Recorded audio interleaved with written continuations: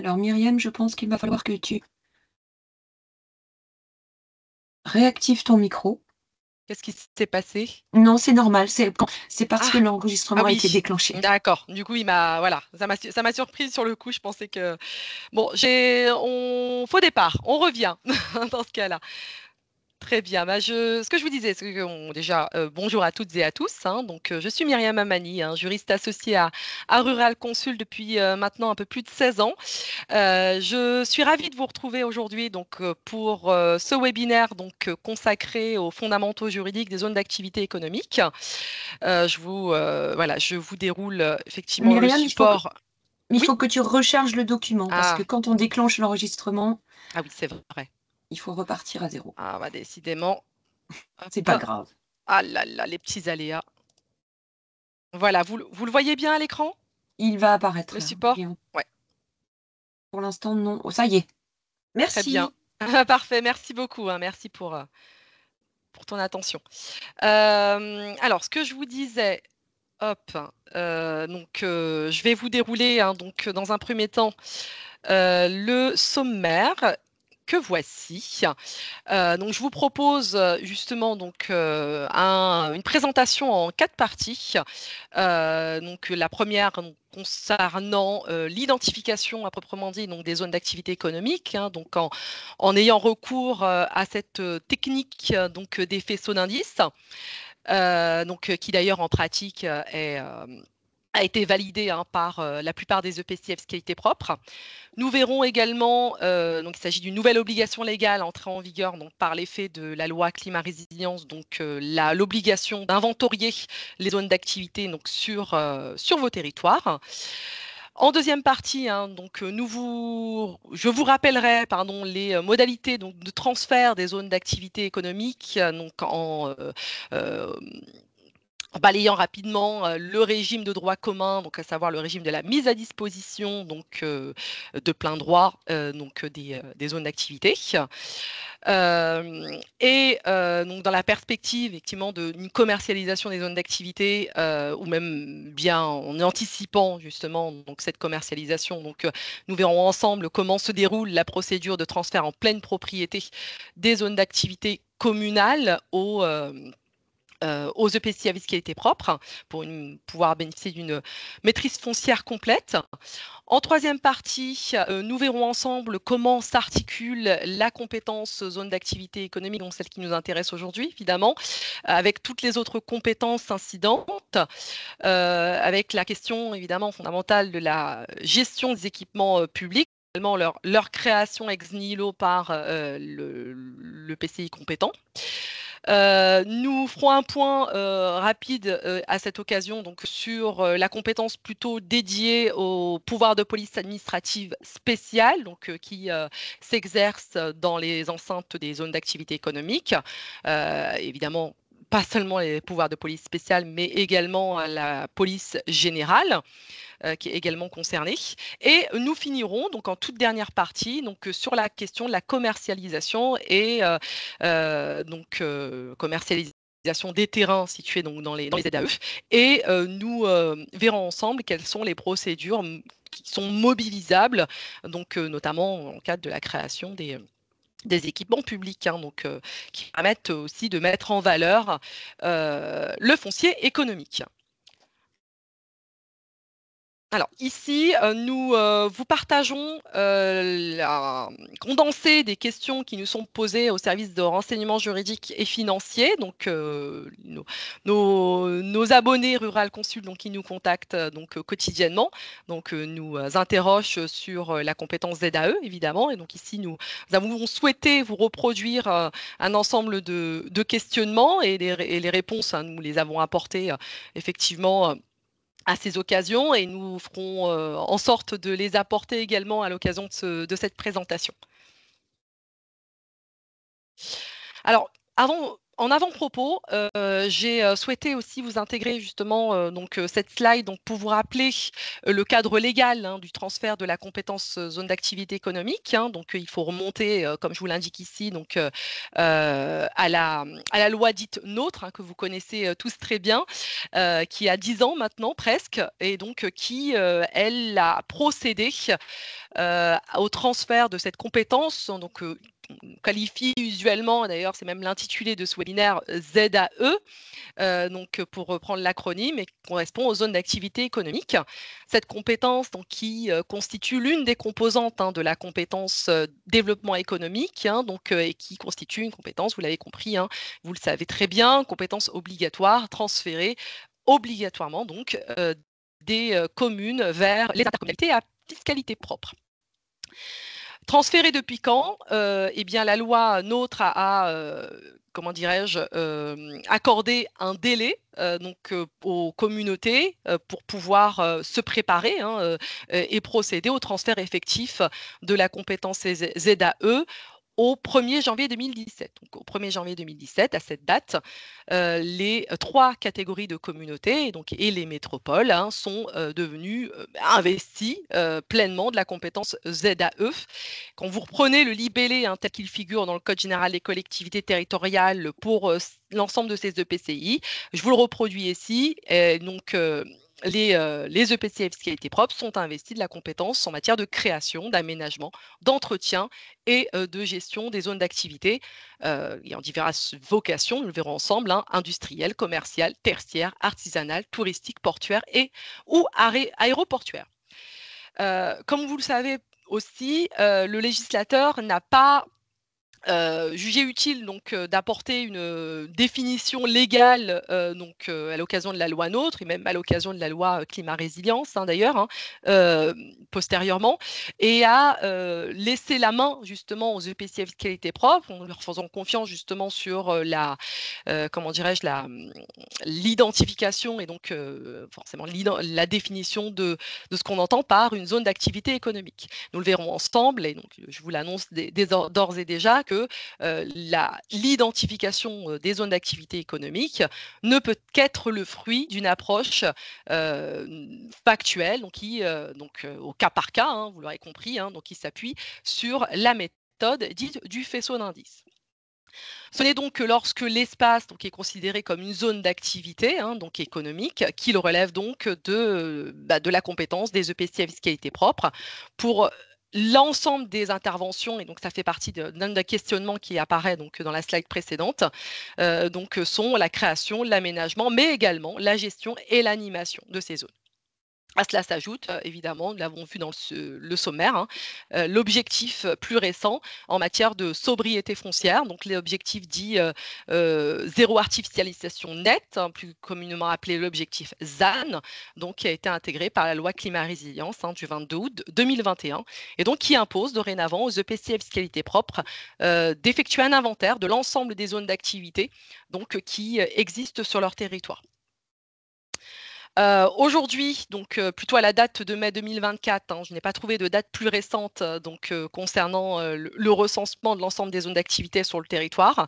Mais je vous invite à consulter les guides pratiques intitulés Repenser les zones d'activité pour redynamiser les territoires, qui datent de l'an dernier, de mai 2024, qui sont les guides publiés sur la plateforme Banque des territoires et qui a été élaboré en partenariat avec les intercommunalités de France.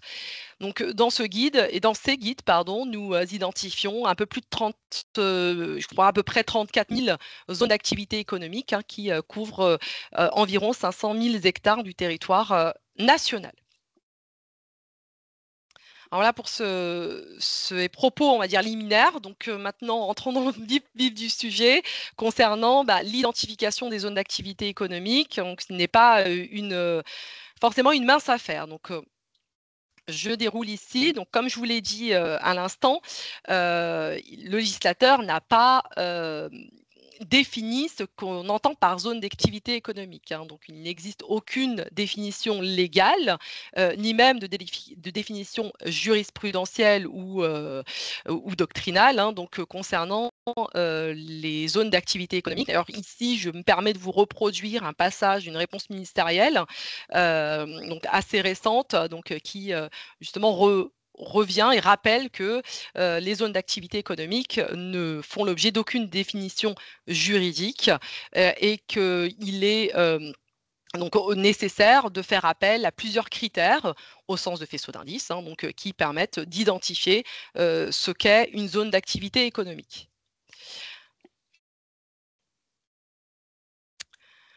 Comme je vous l'indique ici, donc, concernant le recours à la méthode du faisceau d'indices, alors déjà à l'époque du transfert de la compétence, hein, donc comme je vous l'ai dit au 1er janvier 2017, donc l'Agence nationale de la cohésion et des territoires avait entrepris justement comment dirais-je,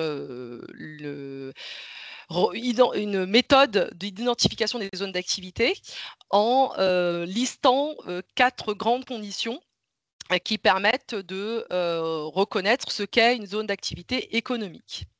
Donc, comme je vous l'indique ici, donc plus précisément, une zone d'activité économique donc désigne la concentration, on va dire homogène donc d'activité économique sur un périmètre donné, donc qui correspond à une opération d'aménagement donc initiée et réalisée par un maître d'ouvrage public, ce qui permet donc ici d'exclure de fait donc toute les comment dirais-je, implantations qui se seraient constituées par la seule volonté d'acteurs privés ou d'agrégats d'entreprises privées.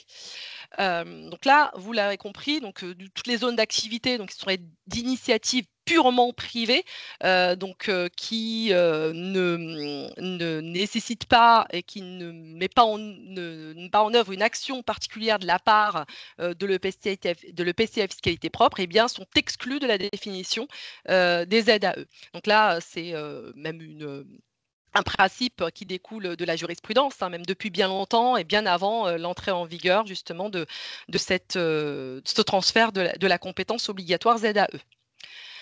Alors, une zone doit également être délimitée, donc géographiquement, et donc comprendre à minima 2 parcelles, ou alors à minima une grande parcelle donc qui a vocation à être divisée et donc qui constitue en soi un ensemble cohérent en fait, hein, donc et une continuité territoriale, donc pour pouvoir être qualifié effectivement de zone d'activité.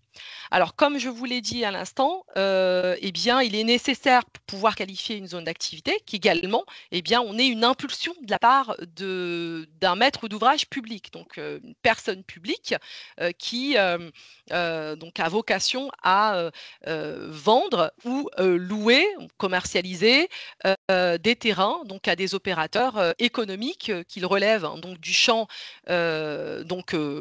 concurrentiel ou même du secteur non marchand.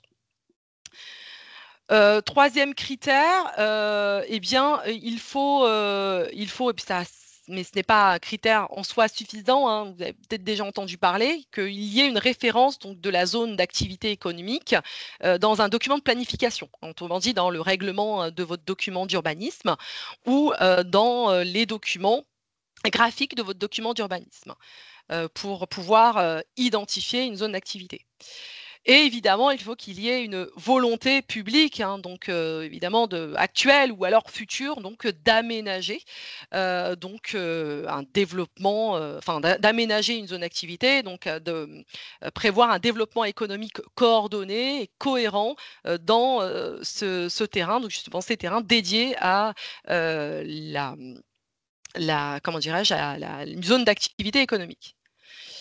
Donc, ce qui se traduit évidemment par l'aménagement, effectivement, d'un site dédié hein, pour l'organiser des activités nature économique, hein, donc avec un engagement, un certain nombre de dépenses, hein, donc de votre part en matière d'investissement ou de fonctionnement, et donc ils doivent être d'ailleurs retracés à un moment donné hein, dans vos budgets.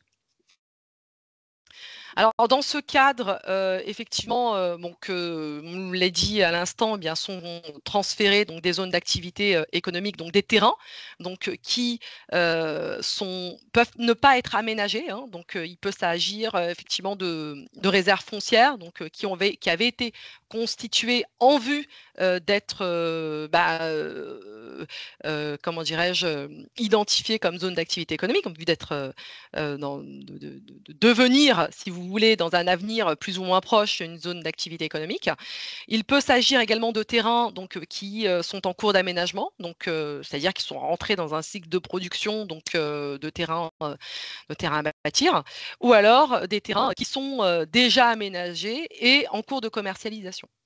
Voilà, donc on pourra avoir diverses situations donc, qui viennent, qui conduisent à transférer effectivement, alors à l'époque, en 2017, donc ces zones d'activité économique aux EPCI à fiscalité propre.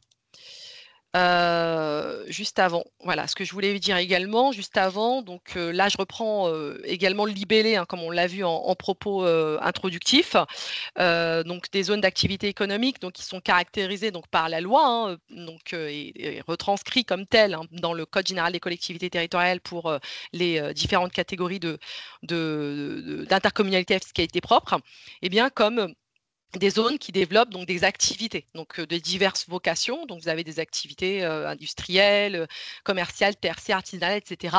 Donc vous l'avez compris, effectivement, le champ de la compétence zone d'activité économique est relativement large et donc du fait évidemment de ces différentes vocations des zones d'activité économique qui peuvent se décliner d'ailleurs en plusieurs sous-catégories donc de zones. Donc on va retrouver effectivement les zones d'activité artisanale, industrielle, logistique avec de stockage, distribution de produits, des zones d'activité de services, des zones mixtes, industrielles, des entreprises de logistique, etc., etc. Moi, je ne vous fais pas la liste à la Prévert, mais vous avez compris qu'effectivement, on pouvait avoir plusieurs sous-catégories donc, qui rentrent dans, évidemment, les catégories principales donc des zones d'activité économique. Vous pouvez également avoir, et je vous l'indique ici, donc le cas des projets dits mixtes en fait, hein, donc ceux qui lient le développement d'activités économiques hein, et la réalisation d'une offre de logement. Et donc, vous interrogez en conséquence sur la qualification de ces zones d'activité. Alors, le juge administratif hein, donc, est intervenu à cette occasion donc, pour, comment dirais-je, dégager un principe suivant lequel les zones d'activité économique mixtes ne sont qualifiées de zones comme telles, hein, de zones d'activité économique, que si elles concernent prioritairement ou alors exclusivement la réalisation d'activités économiques ou à contrario, si elles ne sont pas dédiées, vous l'avez compris ici, et c'est ce que je vous indique, à la réalisation de logements. Alors dans l'exemple de la jurisprudence que je vous donne ici, la Cour administrative d'appel de Lyon s'était prononcé hein, sur une zone d'activité économique donc, sur laquelle avait été constituée donc, une ZAC qui était dédiée à la réalisation d'un projet, donc un programme de 74 logements en fait. Hein, donc le juge administratif a considéré, et donc à juste titre, que la zone ne pouvait pas être qualifiée de zone d'activité économique. Alors, donc là, c'est relativement aisé puisque vous l'avez compris, la zone d'activité, elle n'était dédiée que pour un programme de logement et aucune activité économique ne coexistait. Donc là, effectivement, on considérait qu'elle ne pouvait pas rentrer dans le champ d'application des zones d'activité économique. Alors ici, je vous donne des exemples de jurisprudence. Alors j'ai essayé de prendre des exemples assez récents. Après, voilà, vous en avez vraiment beaucoup. Hein, je ne voulais pas forcément vous inonder d'exemples, entre guillemets, hein, bon, excusez-moi du terme. Mais là, voilà des exemples assez récents où le juge a admis, effectivement, à la lumière des éléments qui lui ont été communiqués dans ces affaires, que les terrains donc d'assiette en concurrence où s'organisaient un certain nombre de projets relevaient du champ des zones d'activité économique. Hein. Comme vous voyez ici, sur la première exemple de jurisprudence, le juge a considéré qu'il s'agissait d'une ZAE avec ZAE, zone d'activité économique et commerciale, donc puisqu'elle était identifiée comme telle hein, dans le PADD hein, de vos documents d'urbanisme, comme un secteur d'activité commerciale donc structurant, donc qui devait être desservi, requalifié, étendu dans les OAP de la collectivité en question, donc sur ce secteur donné. Donc sur le deuxième exemple, idem, hein, donc il s'agissait donc cette fois-ci de la carte du SCOT, hein, donc qui était relative aux principales zones ZAE, donc prêtes à être urbanisées, et donc qui englobait donc des parcelles donc du projet, donc qui étaient classées en zone AAU, hein, comme vous voyez ici, donc du PLU de la commune d'Hénin-Beaumont, et donc dont la vocation était économique, hein, donc était bien définie comme telle. Et dont les parcelles hein, donc d'assiette du projet donc, se situaient donc, en continuité, hein, ouais, comme je vous rappelle la définition précédemment, donc en continuité, ou alors en extension des zones d'activité existantes hein, donc, qui accueillaient des activités de logistique et de commerce. Myriam, Oui, il y a une question, et je pense que je vais oui, l'évoquer maintenant parce que ça rejoint ce que tu dis. oui. Bonjour, une commune gère une zone commerciale, un peu plus de 80 professionnels, mais refuse d'en transférer la gestion à l'Interco au motif que ce n'est pas une zone d'activité mais une zone commerciale. PLU, zone commerciale, cohérence géographique et paysagère, site dédié, terrain déjà aménagé et déjà commercialisé. De quels moyens dispose l'intercommunalité pour faire entendre raison à la commune? D'accord. Alors, il y avait une question à peu près similaire hein, sur la liste que je vous avais Oui, prévue en début, avant le sommaire. Effectivement, c'est des questions qui reviennent où l'intercommunalité, c'est vrai, qui refuse. Alors, excusez-moi, je suis pas sur le chat. C'est c'est la la commune commune. qui refuse de transférer, c'est ça. Oui, Parce que dans la question qui avait été prévue, je crois que c'était l'inverse, c'est le PC qui refusait de reprendre la zone. Mais voilà, que ce soit dans un cas ou dans un autre, effectivement, on est sur des obstacles, justement, qui peuvent être liés justement à cette incompréhension quant à la définition même de la zone d'activité. Mais en l'occurrence, il y a une maîtrise foncière donc publique. Enfin, je veux dire, c'est le maître d'ouvrage public qui a procédé à l'aménagement de cette zone. En plus, elle est en cours de commercialisation, qu'elle est identifiée comme telle au travers de documents de planification comme zone d'activité économique et que s'organisent des activités de nature commerciale. On l'a vu ensemble dans le libellé même de la compétence. Il a indiqué effectivement que l'activité commerciale constitue l'une des activités qui intègre la compétence ZAE. En principe, la zone d'activité doit être transférée à l'EPCI et donc qui doit seul donc s'occuper des opérations en matière de gestion de la zone à proprement dit et de commercialisation des terrains à l'intérieur de cette même zone. Après, effectivement, il peut y avoir eu peut-être une incompréhension sur la définition, peut-être que cette zone n'apparaissait pas à l'époque alors du transfert, on n'avait pas encore cet inventaire en fait des ZAE, on était encore sur les PV, si vous voulez, signés contradictoirement par les représentants des communes et l'EPCI. Donc peut-être que cette zone ne figurait pas dans la liste à l'époque des zones d'activité économique. Ils ont considéré que de fait, elle ne devait pas être transférée à l'EPCI.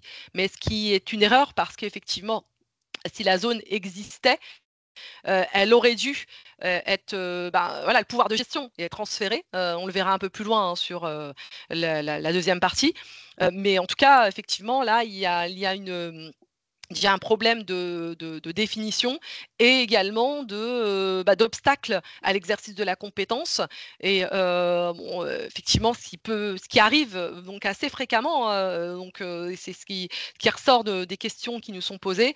Alors, peut-être, à mon sens, se rapprocher des services de l'État pour essayer voilà, de pouvoir échanger autour de la table et de faire comprendre à la commune qu'elle n'exerce plus la compétence depuis le 1er janvier 2017 et que là, on est, compte tenu de la définition des ZAE, qu'on remplit effectivement l'ensemble des critères, eh bien, on est sur une zone d'activité économique et donc seul le PCI a le pouvoir de gestion. Après, si effectivement, et on reverra un peu plus loin sur la question de la commercialisation, eh bien, la commune refuse et maintient catégoriquement son refus, il est possible de recourir on le verra un peu plus loin, hein, la convention de gestion, et ce qui permettrait de pouvoir commercialiser, même si ce n'est pas l'EPCI qui le fait, mais pouvoir commercialiser ces zones d'activité, ces terrains au sein de ces zones d'activité.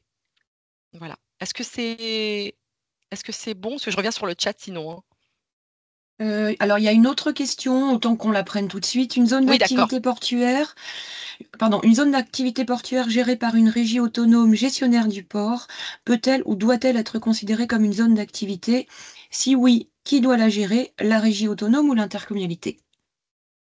Gérée par une régie autonome gestionnaire du port, c'est-à-dire que c'est une régie qui a été créée par la commune initialement, si j'ai bien compris. Mais je Parce que vous me dites pense régie oui. autonome, c'est ça, hein. Après, alors c'est vrai qu'on peut avoir alors si c'est une zone d'activité portuaire, oui, créée par merci beaucoup pour la précision. Donc en régie, si la zone d'activité portuaire a été, en plus c'est vrai que le libellé, ça m'interpelle parce que zone d'activité portuaire, c'est une ZAE par principe.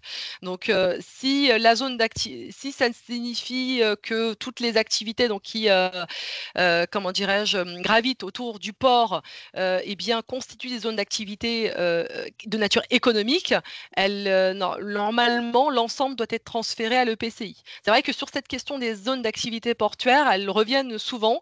Vous avez, alors je ne vous les ai pas mis ici parce qu'effectivement, je voulais que la présentation soit la plus générale pour englober l'ensemble des zones, mais vous avez un certain nombre de documentation à la matière concernant principalement, vous savez, les zones d'activité portuaire, et pour savoir si elles doivent être considérées comme des zones d'activité et si elles doivent être transférées aux EPCF qualité propre. Après, c'est pas forcément aisé parce que le port en tant que tel ne suffit pas. Il faut vraiment qu'on puisse reprendre l'ensemble si vous voulez, des activités qui s'organisent dans la zone pour considérer que l'ensemble, le port, peut être transféré à l'EPCI. Donc là, je pourrais éventuellement, si vous le souhaitez me rappeler, je pourrais vous transmettre cette documentation. D'ailleurs, il y avait même une ambiguïté en 2017 là-dessus, hein. Donc je pourrais vous le transmettre si vous le souhaitez. Est-ce que ça vous convient?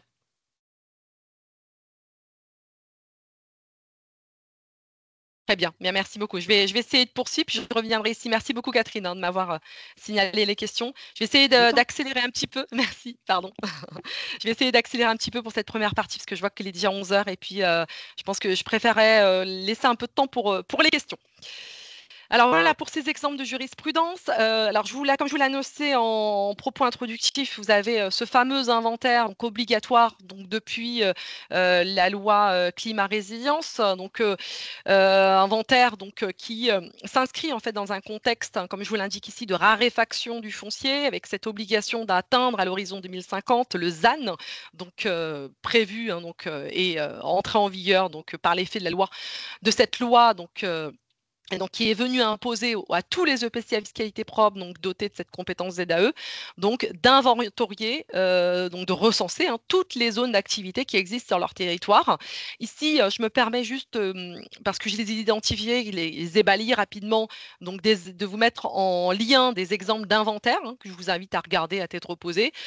Surtout si vous ne l'avez pas encore fait à ce jour, pouvoir vous inspirer de ces exemples pour pouvoir retrouver peut-être une structuration d'inventaire à construire et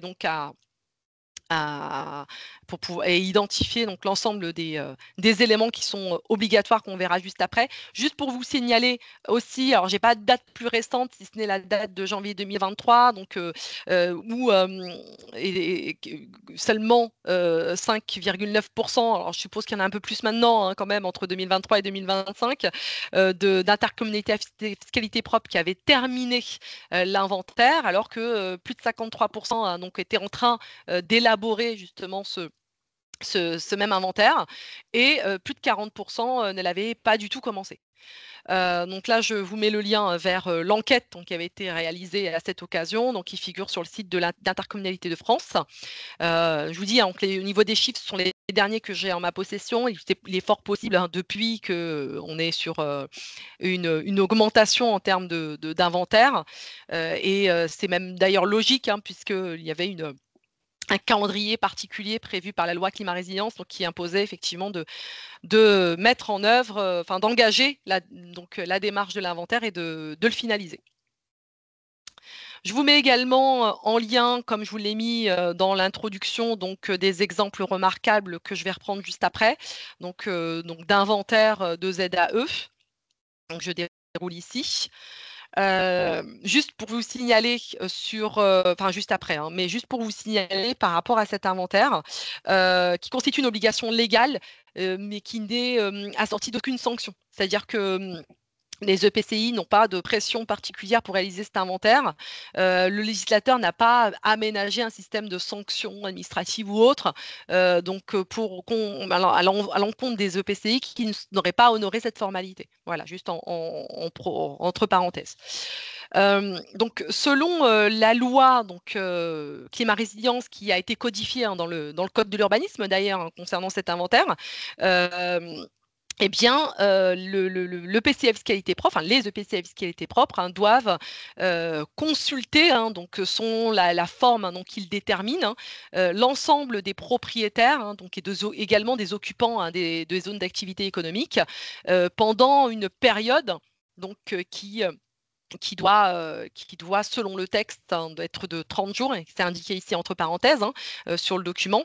Et donc, après ce délai, l'organe délibérant de l'EPCI donc, arrête de manière entérine définitivement l'inventaire des zones d'activité, tout en respectant un certain nombre de caractéristiques qui doivent y figurer. Donc, on verra là à l'instant, s'agissant du contenu minimal, donc, qui doit être repris. Et donc, juste par rapport au délai, alors ici, donc, le calendrier, vous avez le calendrier de mise en œuvre. Eh bien, cet inventaire, de la réalisation de cet inventaire des zones d'activité économique avait été, pour ceux qui l'ont déjà fait, évidemment, engagé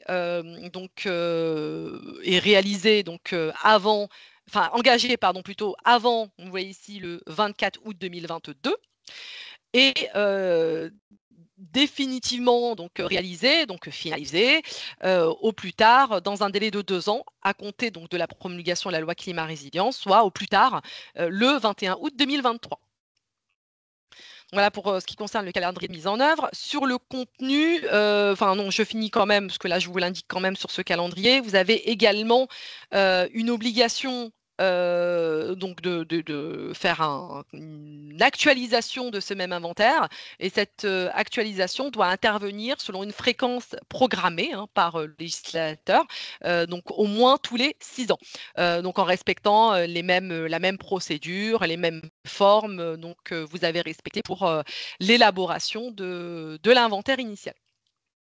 Sur le contenu minimum de l'inventaire, le législateur a imposé un contenu comme vous l'indique ici, oui, avec la petite flèche qui va sur le bas, le 24 août 2022, eh bien, dans chaque zone, vous devez obligatoirement faire figurer un état parcellaire, donc des unités foncières, un taux de vacances de la zone d'activité économique et identifier tous les occupants de la zone d'activité économique. Étant entendu qu'il s'agit d'un contenu minimum, je le dis, je le répète, et que vous pouvez évidemment prévoir un contenu qui est beaucoup plus large et que vous appréciez évidemment de manière opportune par tous aspects qui vous semblent plus pertinents donc à intégrer dans cet inventaire. Cet inventaire doit également être transmis à un certain nombre d'autorités publiques. Donc, s'il s'agit d'autorités qui sont distinctes de l'EPCI, donc qui n'exercent pas la compétence correspondante, donc transmis à la collectivité qui est compétente en matière de SCOT, à la collectivité compétente en matière de documents d'urbanisme local et à la collectivité compétente en matière de PLH. Bon, évidemment, sauf si l'EPCI exerce en sus ses compétences. Donc voilà sur le contenu minimum.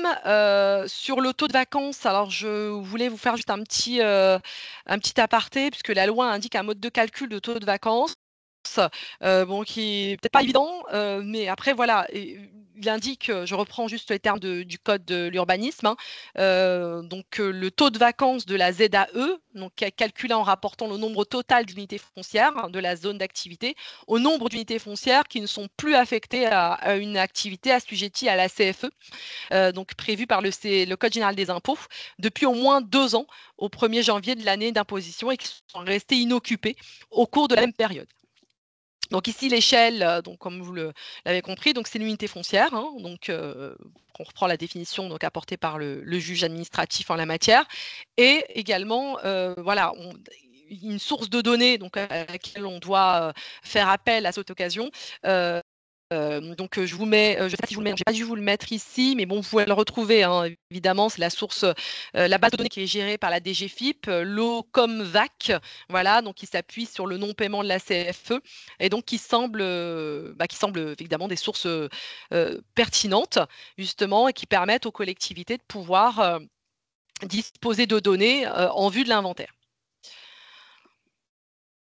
Donc le Comvac, si vous le souhaitez, vous avez, en faisant une recherche, vous le retrouvez sur le site de mémoire de la DGCL. Vous indiquez juste le Comvac et vous avez le détail sur le dispositif le Comvac et puis pour vous permettre de vous guider hein, sur le recueil des données hein, donc en vue de l'inventaire. Donc sur les exemples remarquables, j'en avais parlé tout à l'heure, ce sont des exemples qui sont issus de la publication élaborée par la Banque des Territoires et en partenariat avec Intercommunalité de France. Donc il y a bien d'autres exemples évidemment. Donc là, on en retient 2 pour ce webinaire. Vous avez des exemples donc à la date du transfert de la compétence en 2017. Hein. Vous pouvez retrouver évidemment des exemples beaucoup plus récents, mais bon, en l'occurrence, ce sont des exemples remarquables donc, qui ont été identifiés sur lesquels vous pouvez évidemment vous inspirer hein, si vous le souhaitez, en fonction évidemment des moyens que vous pouvez avoir à votre disposition et des moyens que vous pouvez vous doter à l'avenir. Mais en tout cas, voilà, sous ces 2 exemples, hein, je vous les reproduis ici in extenso, hein, sous ces exemples de PCI hein, donc, qui ont élaboré ce recensement le plus exhaustif possible, en se dotant notamment pour les 2, hein, si je ne me trompe pas, hein, ou alors oui, les 2, si je ne me trompe pas, d'un service dédié en fait, hein, d'équipement de développement économique, donc pour faire tout ce travail de recensement et en se faisant accompagner également par des organismes donc qui peuvent vous accompagner. Je crois que le CRMA également a la possibilité d'intervenir à la matière, mais également nos services, hein, si vous le souhaitez. D'ailleurs, je vous ai produit ici une slide dédiée. Donc, vous avez notre offre @ZAE économique, donc mon atlas des zones d'activité économique, donc une offre auquel on s'associe effectivement au CEREMA, comme je viens de vous le dire, pour faire en sorte donc de vous accompagner, d'identifier donc ces zones d'activité économique sur votre territoire et donc de réaliser gratuitement un atlas dédié de chacune de vos zones. Donc n'hésitez pas à faire appel à notre service, sachant que le livrable donc, se présente sous format d'un PDF, comprenant un tableau de bord récapitulatif de chacune de vos zones, avec évidemment reprenant l'ensemble des caractéristiques prévues par la loi, et donc des 3 que je vous ai listés à l'instant. Donc, je vous mets le lien à toutes fins utiles, n'hésitez pas. Voilà pour cette première partie. Je vais peut-être marquer un temps d'arrêt si vous avez des questions avant de repartir sur une autre partie. Il y a une question. Faut-il transmettre l'inventaire au service de l'État? Alors, très bonne question. Effectivement, très, très bonne question. Alors, c'est vrai que sur le format l'ISM concernant cet inventaire, il n'est pas prévu par la loi. En revanche, vous avez forcément une délibération qui engage et qui entérine et in fine l'inventaire. Et donc cet inventaire, voilà, donc qui doit être généralement en annexe de cette délibération. On le transmet au service de l'État pour qu'ils puissent effectuer leur contrôle, parler du contrôle de légalité. Après, c'est vrai que le texte ne le mentionne absolument pas. La délibération, oui, Mais sur l'inventaire, oui, la délibération pour l'inventaire, oui. Obligatoirement, puisque c'est un acte réglementaire, donc pour produire ses effets, il doit être transmis au contrôle légalité. Donc c'est les circuits habituels de toute délibération, hein. Donc effectivement, oui, il doit être obligatoirement transmis au contrôle de légalité. Je vous invite à vous rapprocher de votre contrôle de légalité, mais effectivement, je conseillerais de transmettre également l'inventaire annexé pour qu'ils puissent prendre connaissance de l'ensemble des caractéristiques derrière qu'elles y figurent, puisque c'est une obligation légale. Et voilà. Est-ce que c'est bon pour vous? Monsieur Sabléry, il y a une question supplémentaire, je ne sais pas si tu l'as vu, faut-il obligatoirement prendre une délibération pour l'inventaire? Oui, c'est ce que, ouais, effectivement, c'est D'accord, ce que je OK, disais. autant pour Il moi. faut une délibération. Il faut une non, pas de souci, hein, bon, effectivement, il faut bien une délibération. Il faut prendre une délibération et il faut la transmettre au contrôle de légalité. Voilà. Si c'est bon pour vous, vous me dites, hein, monsieur Sablery, puis non, je précise. Merci beaucoup. Mais je vais reprendre le fil de la présentation, si vous le voulez bien. Évidemment, on reprendra un temps d'arrêt, hein, pour toutes vos questions. Et si des questions vous reviennent sur les parties précédentes, évidemment, on reviendra dessus. Il n'y a pas de difficulté. Alors, sur la partie qui concerne le transfert donc, des zones d'activité économique aux intercommunalités à fiscalité propre, comme je vous l'ai dit en introduction, enfin en présentation du sommaire, hein, plutôt. Vous avez donc ce régime donc de plein droit que vous connaissez très bien, qui s'applique en droit de l'intercommunalité, puisque le transfert d'une compétence entraîne consécutivement le transfert de l'ensemble des biens, équipements et services publics qui y sont rattachés, hein. C'est ce qui est d'ailleurs inscrit dans le marbre, hein, c'est-à-dire en CGCT, je vous mentionne les articles dédiés ici. Donc on est sur un principe de mise à disposition gratuite, de plein droit, au profit de l'EPCI fiscalité propre. Mise à disposition, donc qui exclut donc le droit donc pour le PCI d'aliéner les biens mis à disposition. Donc le PCI donc assume donc l'ensemble des droits, c'est-à-dire en termes de gestion et d'administration donc des biens qui lui sont mis à disposition, donc qui sont des droits qui sont assez étendus en fait, hein, donc qui peuvent aller jusqu'à tous travaux, hein, donc, comme le dit le texte, de reconstruction, démolition, surélévation. Voilà, je vous reproduis vraiment le texte de manière brute ici, et qui peut aussi inclure la possibilité, évidemment, de pouvoir délivrer des autorisations d'occupation du domaine public, de location, donc conclure des baux de droit privé. Voilà. Effectivement, ça emporte un certain nombre de pouvoirs de gestion, sauf celui d'aliéner, hein, puisque c'est comment dirais-je, c'est une compétence et un droit qui reste communal. Donc, le PCI ne peut pas vendre un bien, ne peut pas, comment dirais-je, s'approprier, c'est très pas mal dit, ne peut pas céder, commercialiser un bien qui lui est mis à disposition dès lors que la commune reste propriétaire. Donc, ce qu'on appelle la nue propriété, comme je vous le mets en remarque ici, donc la commune conserve la nue propriété donc, du foncier et le PCI eh bien, détient l'usufruit, si vous voulez, comme je vous l'indique ici, donc tous les droits rattachés à la propriété du bien, sauf celui d'aliéner. Donc, ce qui peut effectivement constituer un obstacle, et on l'a vu un peu tout à l'heure à l'occasion d'une question qui a été posée, donc à l'exercice de la compétence lorsque le PCI souhaite commercialiser des terrains situés dans l'enceinte des ZAE, et donc il ne peut pas, sans avoir intercalé un transfert en pleine propriété, commercialiser ces terrains à un opérateur privé. Et évidemment, la commune qui se livrerait à une commercialisation en direct, c'est-à-dire voilà, qui, dans ce régime de mise à disposition, mais qui souhaiterait vendre les biens, un terrain situé dans l'enceinte d'une ZAE, serait également irrégulière, puisqu'elle ne dispose pas de l'ensemble des droits de propriété, c'est-à-dire la nue propriété et l'usufruit, compte tenu de notre contexte de transfert de la compétence et du droit qui s'applique en la matière, droit de l'intercommunalité. Donc, je vous reproduis ici une réponse ministérielle qui rappelle le principe qui s'applique également aux ZAE. Donc voilà, inutile de détailler, hein, vous l'avez très bien compris. compris. Comme je vous l'ai dit tout à l'heure, effectivement, s'il y a un obstacle dans le transfert de propriété, donc ce qui prive effectivement le PCI d'exercer pleinement sa compétence, eh bien, il est possible de recourir à ce qu'on appelle un mandat. Qui permet de finaliser la vente de terrain. Et donc, c'est un mandat de gestion, en fait, une convention de gestion plus précisément, et donc qui figure bien comme montage juridique possible prévu par le CGCT. Et donc, je vous mets les dispositions correspondantes et qui renvoient à chaque catégorie de PCF fiscalité propre.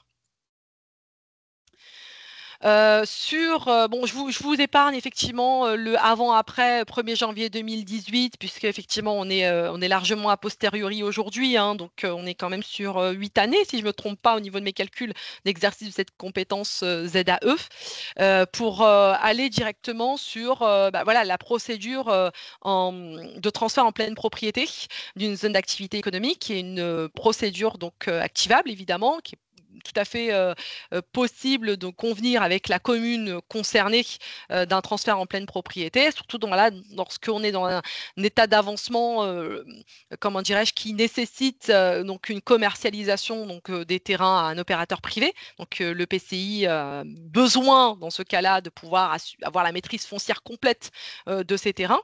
Et j'ai voulu ici vous rappeler effectivement que cela s'apparente à, si vous voulez, ce transfert en pleine propriété à une opération de cession-acquisition de part et d'autre. Parce que d'un côté, vous avez, donc, pour ce qui concerne la commune, une procédure à mettre en place de cession immobilière, et de l'autre côté, pour ce qui concerne le PCI, une procédure d'acquisition immobilière. Étant entendu que pour ce qui concerne les communes, le conseil municipal, évidemment, doit délibérer sur la vente des terrains à l'EPCI fiscalité propre.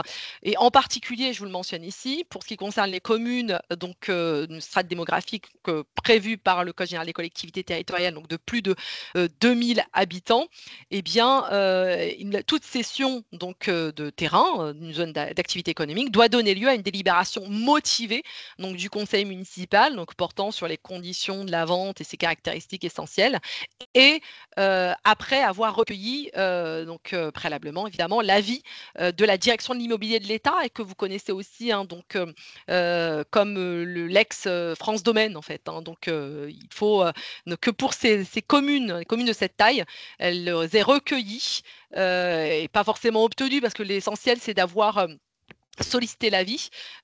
Si l'avis n'est pas donné à l'expiration d'un délai prévu, donc un délai d'un mois, eh bien, elle est réputée avoir été donnée. Mais en tout cas, il faut avoir respecté cette formalité préalable avant de pouvoir délibérer et de délibérer au vu de cet avis pour pouvoir céder le terrain à l'EPCI.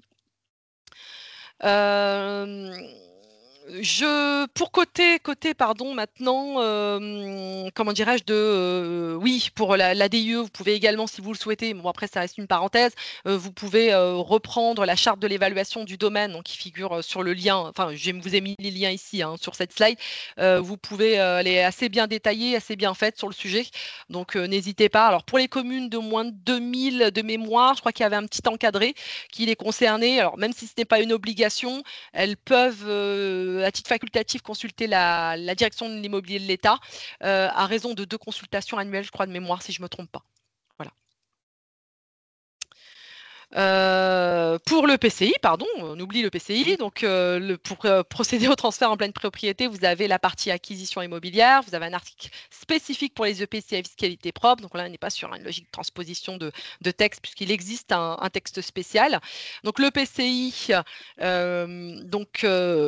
doit évidemment de son côté, tout comme la commune, donc délibérer, hein, pour pouvoir entériner le principe de l'acquisition immobilière, déterminer les conditions de la cession, donc effectivement un effet miroir, doit également solliciter la direction de l'immobilier de l'État, mais uniquement si la valeur donc totale du terrain est totale ou supérieure à 180 000 euros. Donc là, on est sur un seuil défini par arrêté, arrêté ministériel. Donc ce n'est que lorsque la valeur du terrain est égale ou supérieure à 180 000 que le PCI doit consulter l'ADIE. Voilà. Alors, pour ce qui concerne la cession à proprement dite, eh bien, et comment dirais-je, son caractère onéreux ou à titre gratuit, eh bien, je vous le développerai un peu plus loin, mais en tout cas, là, ce qu'on peut retenir, c'est que le PCI a la possibilité, le PCI et la commune ont la possibilité de convenir, donc au travers de leur délibération concordante, d'une acquisition à titre gratuit. Donc à ce moment-là, on le verra un peu plus loin, il va falloir motiver, donc dûment le motiver, donc surtout pour ce qui concerne la commune, hein, tout état de cause, hein, dès lors qu'il y a un accord, évidemment, comme dans toutes ces transactions immobilières sur la chose et sur le prix, eh bien, la vente est parfaite. Donc, effectivement, il faut faire concorder les deux. J'ai voulu ici, dans cette slide, reprendre la note qui avait été publiée sous la forme de questions-réponses, donc publiée par l'AMF, qui figure toujours sur leur site, hein, qui date d'avril 2016. Donc, on était un petit peu avant le transfert obligatoire de la compétence, mais elle est intéressante dans le sens où elle vous traduit ici les 3 méthodes d'évaluation en ce qui concerne une cession à titre onéreux. Les méthodes, aucune méthode de valorisation n'est à privilégier. Donc là, on est vraiment sur une question d'opportunité au regard de la transaction et donc aussi de l'état d'avancement du projet en soi, hein, donc ce qui va conduire à retenir l'une ou l'autre des méthodes ici présentes. Alors la première, concerne la méthode d'évaluation au prix du marché. Ici, le prix de cession du terrain de la zone peut être évalué à partir du prix au mètre carré. L'évaluation du prix va reposer ici essentiellement sur l'estimation qui est liée aux conditions du marché, oui, c'est le cas de le dire. Donc au moment même de la cession, les conditions du marché au moment de la cession. Et donc le seul inconvénient ici, c'est qu'effectivement cette méthode, pardon, elle se réduit essentiellement à la valeur du bien. À sa valeur purement marchande et ne tient pas compte des dépenses qui auraient été engagées, hein, par les communes qui envisagent de céder, ni même des recettes qu'elle a pu percevoir pour pouvoir aménager ces zones d'activité. Deuxième méthode ici, vous avez l'évaluation au coût réel de l'opération. Donc ici, le prix de vente du terrain va correspondre à la somme des dépenses réellement engagées par la commune. Tout ce qui concerne les coûts d'acquisition des terrains, des frais de viabilisation, etc., etc. Vous avez deux exemples qui sont donnés par la note de l'AMF, à laquelle sont toutes ces dépenses engagées par la commune, à laquelle est déduite, toutes les recettes qui ont été perçues, donc tout ce qui concerne les subventions d'investissement, produits de cession de terrain, etc. Et donc, cette méthode a l'avantage, si vous voulez, de vous permettre d'évaluer la charge nette, hein, supportée par la commune, à la date même de la cession. Donc, d'établir en soi un prix au plus juste, justement, au moment de l'évaluation du prix. Troisième méthode, il s'agit de la méthode dite d'évaluation de la valeur nette comptable. Donc, le prix de cession ici va correspondre à la valeur inscrite à l'actif du bilan de la commune, donc après déduction des amortissements comptables. Mais cette méthode, comme le dit l'AMF, présente plusieurs inconvénients puisqu'elle ne tient pas compte du mode de financement de l'opération, donc la part financée par des ressources propres éventuellement, part financée éventuellement par le recours à l'emprunt et d'un certain nombre de charges qui n'apparaissent pas, hein, dans le bilan. Donc après, voilà, ce sont des méthodes que je vous présente ici. Évidemment, voilà, c'est un choix à opérer. Je vous l'ai dit à l'instant, c'est en fonction essentiellement de l'état d'avancement de votre projet.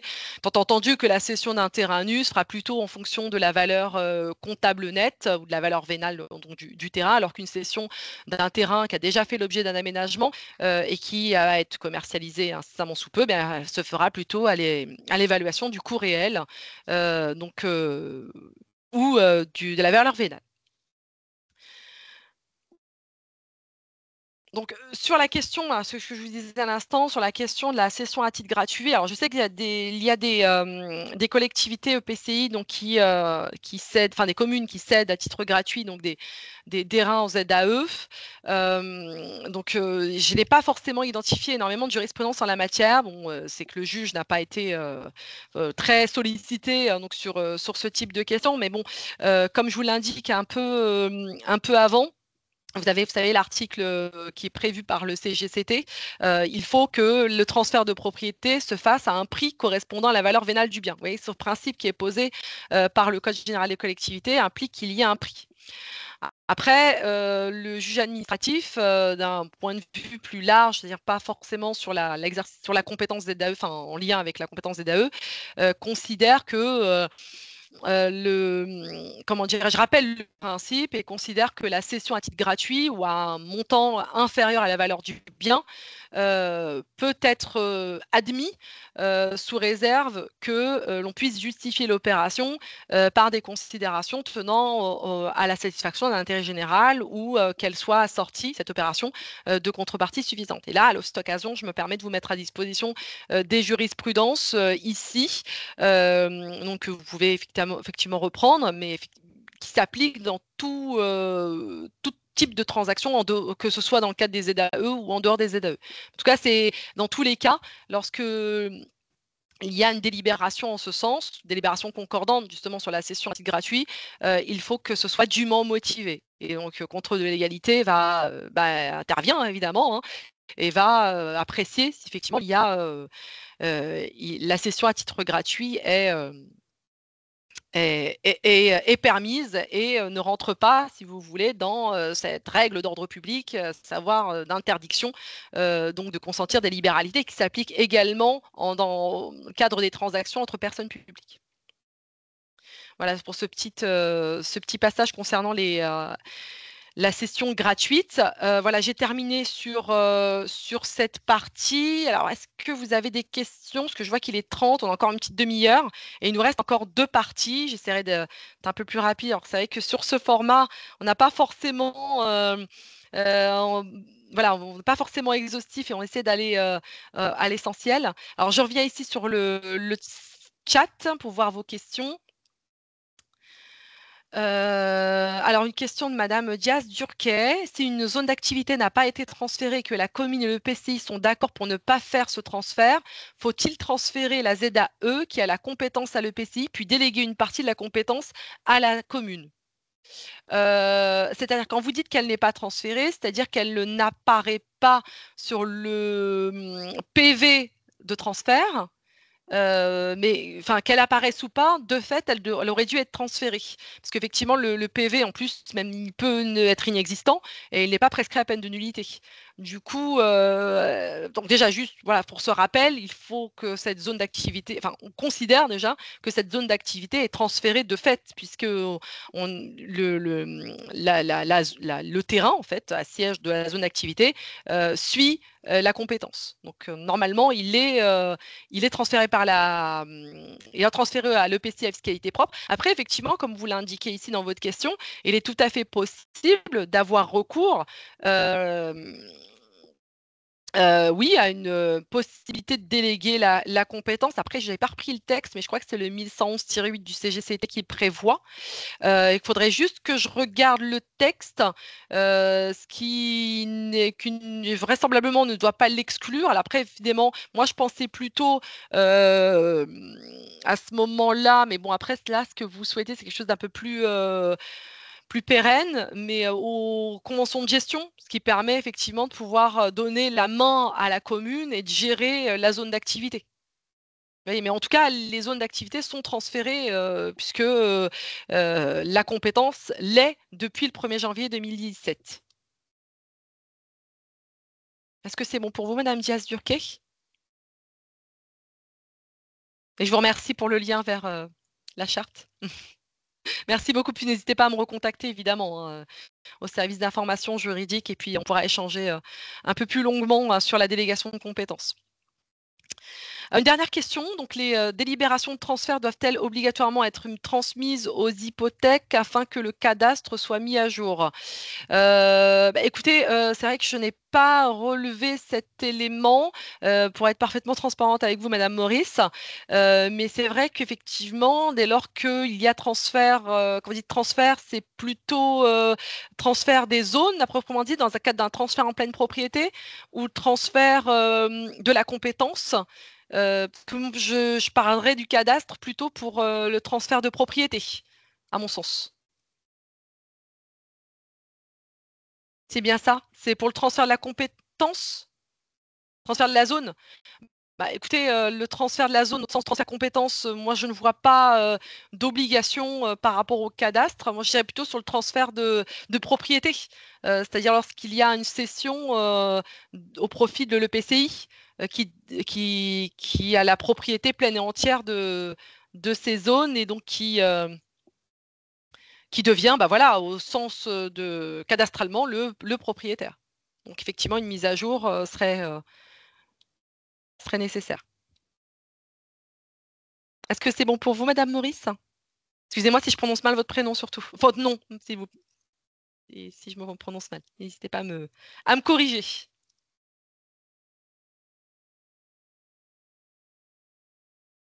Pas tout à fait, c'est-à-dire. Excusez-moi.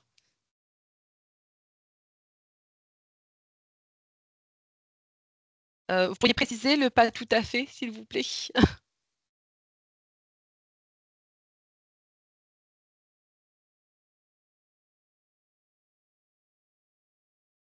On va laisser Oui, Madame Moritz oui. faire sa précision et puis D'accord. tu peux continuer. D'accord, je reviendrai. Ah, bah, D'accord, non, elle l'a fait. Bon, très bien. C'est vrai que je ne vois voilà. pas sur le chat. Vous savez, quand on est en cours des rédactions, je ne le vois pas. Du coup, je ne savais pas à quel moment elle allait rédiger. C'est un transfert de propriété qui n'a pas été acté aux hypothèques. Ah, c'est un transfert de propriété. D'accord. Ouais, parce que pour le coup, effectivement, s'il y a eu un parce que vous avez de toute façon passé l'acte authentique, que ce soit authentifié en la forme notariée ou administrative, il y a quand même un transfert de propriété. Comme principe, ça doit être retranscrit comme tel aux hypothèques. Normalement. Donc, c'est que ce n'a pas été le cas. Effectivement, faudrait voir à ce moment-là comment corriger le tir. Après, il faudrait voir. À ce moment-là, n'hésitez pas à me recontacter, Madame Maurice. On prendra un peu de temps parce que c'est vrai que là, au niveau du temps, il nous fait défaut malheureusement. Mais n'hésitez pas à revenir vers moi. Mais oui, l'acte aurait dû être publié parce que c'est un acte authentique en fait, hein. Que ce soit en la forme notariée ou en la forme administrative, ça reste un acte authentique. Et ça emporte transfert de propriété de la zone. N'hésitez pas à Ma- revenir vers moi en tout cas. Madame Maurice, si jamais vous voulez des compléments, n'hésitez pas dans l'après-midi à contacter le service et à demander ou Myriam ou de toute façon n'importe quel autre juriste Oui. que vous aurez au téléphone sera capable de vous répondre. Oui, parfaitement. Et puis cette question-là, en fait, elle se pose même pour tout type de transfert en pleine propriété, que ce soit en cadre de la compétence ZAE, dans le cadre de tout autre, même hors cadre de compétence. Donc voilà, n'hésitez pas. Très bien, je poursuis, j'en ai encore un petit peu de temps. Sur l'avant-dernière partie qui correspond évidemment à des questions qui nous reviennent assez souvent, d'ailleurs que retranscrites sur cette présentation, qui correspond justement à l'articulation entre la compétence ZAE et les autres compétences qui peuvent s'exercer dans l'emprise des zones d'activité économique. Et donc, effectivement, la compétence ZAE, voilà, vous avez deux interprétations. Et donc, la compétence ZAE est considérée et a donc longtemps été considérée comme étant une compétence englobante, une compétence dite globale, si vous voulez. Donc, ce qui implique pour le PCI d'être compétent en matière de création et de gestion de l'ensemble des équipements publics qui desservent les zones d'activité économique, donc qui relèvent de leurs compétences. Ce qui implique effectivement de les aménager, donc les viabiliser, etc., comme vous le savez très bien. Donc deux interprétations coexistent. Donc la compétence ZAE est considérée comme englobant, je l'indique ici, et qui est longtemps admise par la doctrine ministérielle. Donc quand je dis doctrine ministérielle, ce sont les réponses ministérielles qui ont été publiées en ce sens. Je reprends la réponse ministérielle que j'ai retrouvée la plus ancienne, donc qui traduit justement cette interprétation et donc qui considère que la zone d'activité économique, la compétence en fait de l'aménagement, enfin gestion, entretien, appartient donc à l'EPCI et qui doit également se charger de la réalisation de l'ensemble des équipements publics internes à la zone, donc de l'ensemble des voiries, réseaux ou tout autre équipement nécessaire à la zone. Donc là, on considère la réponse ministérielle vous l'indique clairement, la compétence, aménagement, gestion et entretien des zones d'activité englobe donc la voirie sur l'exemple de la voirie. Mais après, voilà, effectivement, ça peut partir sur tout exemple concernant un équipement public. Donc cette doctrine ministérielle avait été reprise par les services de l'État, d'ailleurs, hein, vos services de l'État, qui prévalait depuis bien longtemps, d'ailleurs, qui semble aujourd'hui être remise en cause, comme je vous le dis ici, par la doctrine, mais aussi par les services de l'État eux-mêmes, puisqu'ils viennent scinder justement ici l'exercice de la compétence à proprement dit, de la compétence ZAE, qui implique la création ex nihilo des équipements, notamment, et donc de la gestion, voilà, qui sépare justement l'aménagement de la zone d'activité, disons-le, et la gestion des équipements internes, donc qui relève quant à elle du gestionnaire de la compétence correspondante. Par exemple, si on retient l'exemple de cette réponse ministérielle, donc du gestionnaire de la voie. Ce qui est assez délicat justement de partir sur cette effectivement cette interprétation, puisque effectivement il a été longtemps considéré que seul le PCI donc avait la compétence ZAE auquel est pleinement compétent, donc était également pleinement compétent non seulement pour créer mais également gérer tous les équipements internes à la zone, même s'il ne disposait pas donc d'un point de vue purement statutaire donc des compétences correspondantes. Alors, comme je vous l'ai dit, donc cette interprétation coexiste avec une autre interprétation qui, elle, semble être aujourd'hui prédominante. Et là, je reprends une réponse ministérielle plus récente, mais vous en avez plusieurs, évidemment. Et la jurisprudence de la Cour administrative de Lyon, que vous retrouverez évidemment citée par vos services, donc les services de l'État, et même un certain nombre de doctrines administratives donc, qui la relaient. La compétence ZAE est considérée également comme exclusive, donc je vous l'indique ici, c'est-à-dire qu'elle doit être, selon cette interprétation, donc déliée des autres compétences. Et là, en reprenant la jurisprudence de la Cour administrative de Lyon, donc du 8 octobre 2020, il a été considéré que eu un égard aux conséquences induites de son exercice effectif, la compétence en matière de ZAE, qui comprend notamment leur aménagement, inclut par extension la réalisation des travaux de voirie utiles et nécessaires aux activités de telle voie. Donc là, le juge considère que la compétence ZAE emporte la possibilité pour le PCI de créer, et seulement créer, ex nihilo, les équipements nécessaires à la zone. La doctrine ministérielle reprend évidemment cette jurisprudence et précise à cette occasion que cela ne l'autorise pas pour autant, donc le PCI fiscalité propre, à exploiter en propre des fractions de réseau de voirie situées sur le périmètre de la zone d'activité à l'issue de son aménagement, sauf si effectivement le PCI exerce par ailleurs la compétence correspondante. Et là, exemple qui avait été donné, hein, c'était la compétence voirie, il me semble, à l'occasion de cette réponse ministérielle. Donc, dans cette deuxième interprétation qui semble prédominer aujourd'hui, considère que si la compétence ZAE permet à l'EPCI de pouvoir réaliser les équipements internes à la zone, elle n'inclut pas pour autant la responsabilité en termes de gestion des voies et réseaux divers, VRD, et tout autre équipement nécessaire à la zone d'activité, sauf si, évidemment, le PCI s'est doté des compétences correspondantes. Donc ça fait partie d'un certain nombre d'interrogations que vous vous posez, que vous nous posez assez fréquemment, hein, sur ces questions-là. En ce qui concerne les équipements qui sont externes à la zone d'activité, c'est-à-dire les équipements en périphérie, donc la doctrine ministérielle avait eu l'occasion, et je vous l'indique ici, de considérer que dès lors qu'elles sont situées en dehors du périmètre de la zone d'activité, eh bien, les équipements extérieurs de la zone d'activité ne font pas partie de la compétence développement économique, mais relèvent d'autres compétences.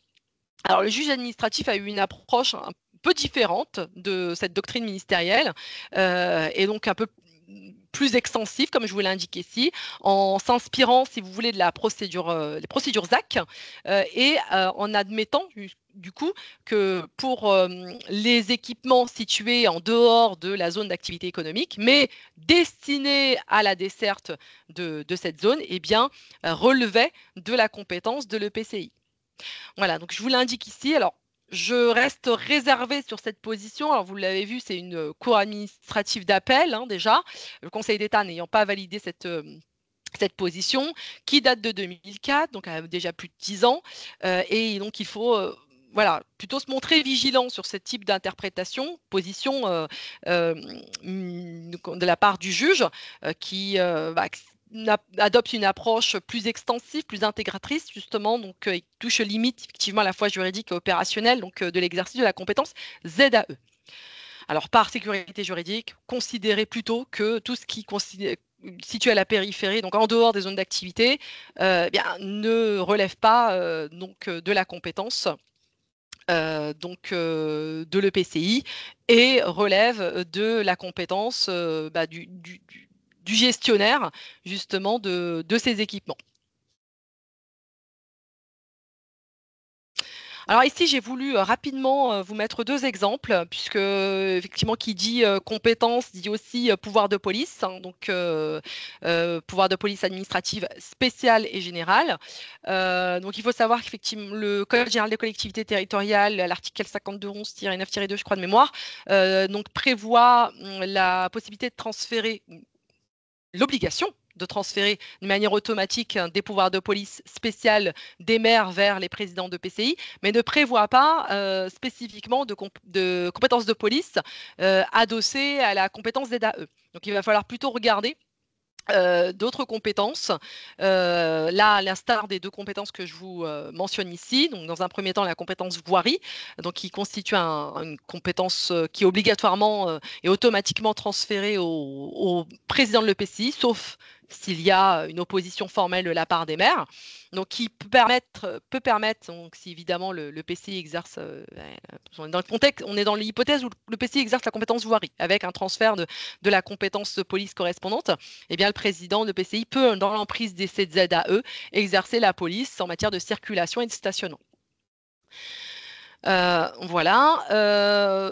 Ou à contrario, si tel n'est pas le cas, eh bien, ce sont les maires qui continuent évidemment d'exercer ces compétences de police, hein, donc sur les voies internes aux zones d'activité économique, hein, donc des EPCI de rattachement.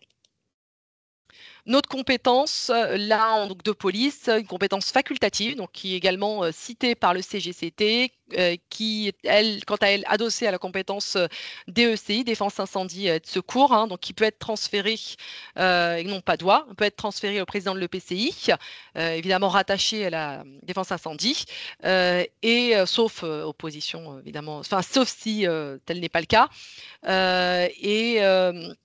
qui permettrait effectivement au président de l'EPCI de pouvoir exercer cette police spéciale dans l'emprise des ZAE. Voilà. Une dernière remarque sur la partie police administrative. Eh bien, il faut savoir que dans tous les cas, le législateur n'a pas transféré le pouvoir de police général, donc qui reste compétence propre des maires, donc qui sont territorialement compétents en fonction des zones d'activité sur leur territoire, et donc qui donc a la possibilité donc de prendre toute mesure d'ordre public, hein, donc il s'estime nécessaire pour le maintien, je vous l'indique ici, du bon ordre, de la sûreté, de la sécurité, de la salubrité publique. Voilà, donc pour ces derniers passages, on va peut-être marquer un petit temps d'arrêt. Sur la dernière partie, on essaiera de faire très vite, puisque effectivement, on a abordé surtout les principales questions qui reviennent au service d'information juridique. Je vais me permettre de marquer un temps d'arrêt. Je vais regarder le chat. Je reviens à vous. Il y a quelques questions, oui. Oui, alors, j'essaie de remonter. Alors, excusez-moi si je ne peux pas répondre à l'ensemble de vos questions, mais je reviendrai évidemment. Enfin, n'hésitez pas à me rappeler, hein, évidemment, hein, et j'échangerai avec vous en aparté. Donc, la question de Madame Chavarot-Jules.